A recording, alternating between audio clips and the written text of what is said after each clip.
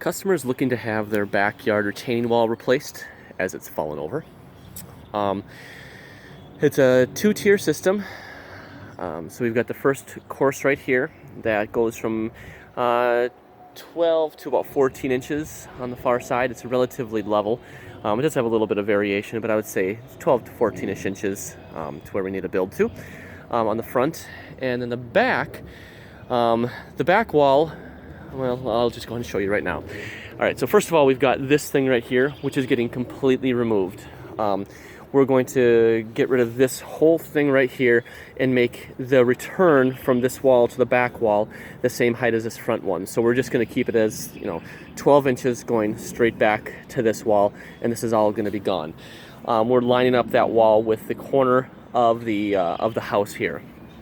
Okay, I'm going to go around to the back side so you can see the wall. I'll come around you a little further.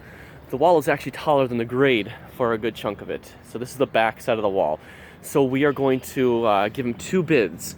The first bid is to do it step-up style. All right, so where we take stone and just do a regular step-up. So it started at maybe like 4 inches over here, and then it would step up. It steps up to, I think, 36 inches all the way on the other side. The second bid is to have it sloped. So we would have to use a cap. We would use 2 to 3 inch stone of Fond du Lac, and just cap it with 2 to 3 inch Fond du Lac or Chilton or whatever he decides. So the top course will be 2 to 3 inch at the angle of the grade behind it. Just because he wanted to know what the price difference was. We're going to bid it as Fond du Lac and Chilton in an ashlar pattern. I suggested rose. He didn't seem to like that at all.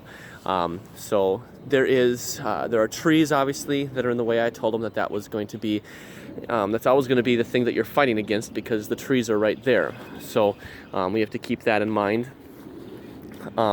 It does look like there are a couple of roots or former trees that are behind here that will need to get plucked out in order for us to get to have a respectable batter on the wall. So this back wall comes over here. Do note that this front wall curves out. This back wall along here, we aren't going to build quite as far as it is. They have a marker right here that's about a foot in from their current wall, so we're going to move the wall into that so that way they're not on what he believes is city property. Once again, this wall is built taller than the grade behind it, so we're going to build this return stepping up. So it's starting at this wall right here. It's only going to be about 4 inches, and it's going to be about 16 inches as it gets to the side there, but then it'll meet up with a 36-inch wall that will build a little bit return going onto the neighbor's property to help retain everything. So let's see if I can get a video from this side. I don't know if you can quite see. So, but then as we get to the corner right here, see how it's kind of empty back here? We'll just build a return from this. Let's see if I'll step back. So this return wall, we'll just kind of continue back beyond it a little bit, just for 3-ish feet to help retain. That's going to be 3 feet by, let's say, 12-ish inches to get the proper, to keep the dirt in place, I guess, for lack of a better saying. Access looks to be okay once we get this wall out. You can see where the fence is. So, there